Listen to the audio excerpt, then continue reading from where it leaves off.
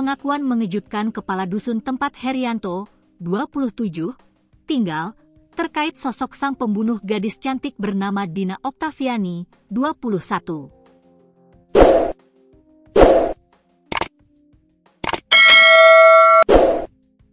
Kepala Dusun Pasirwa, Wawan Hermawan, mengungkapkan jika Herianto tinggal bersama istrinya di rumahnya.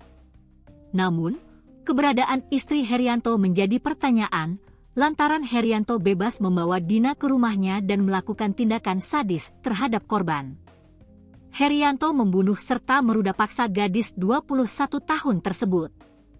Padahal, gadis yang merupakan rekan kerjanya di minimarket rest area KM 75, Tol Cikampek Padalarang, Cipularang, Kabupaten Purwakarta, itu berniat meminta tolong kepadanya.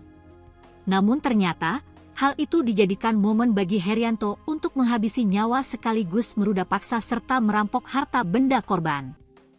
Jasad Dina pun ditemukan warga di aliran Sungai Citarum, Dusun Munjul Kaler RT 3005, Desa Curug, Kecamatan Klari, Kabupaten Karawang, pada Selasa, 7 Oktober 2025, sekitar pukul 6 waktu Indonesia Barat.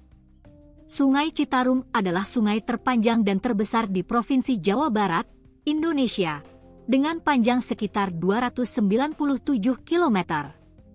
Sungai ini berhulu di Situ Cisanti, di kaki Gunung Wayang, Kabupaten Bandung, dan bermuara di Laut Jawa di wilayah Muara Gembong, Kabupaten Bekasi. Panjang sungai sekitar 297 km.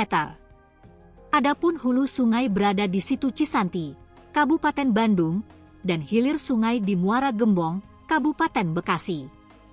Dikutip Tribun Lampung, Co.id dari tribunjabar.id, bagi warga sekitar, Heri, sebutan untuk Herianto, jarang terlihat bergaul.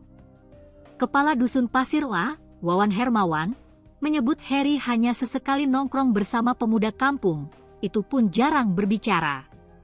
Kalau kesehariannya bisa dibilang pendiam.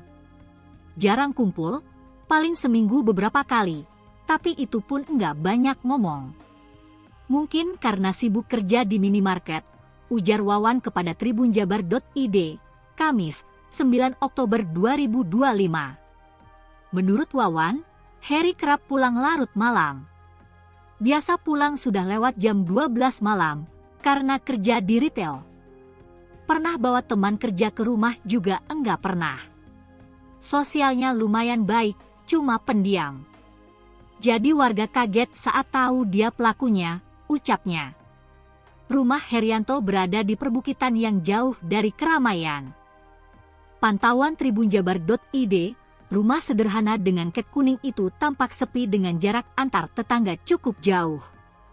Meski disebut sebagai lokasi pembunuhan Dina, hingga Kamis, 9 Oktober 2025, siang, garis polisi belum terpasang di sekitar rumah tersebut.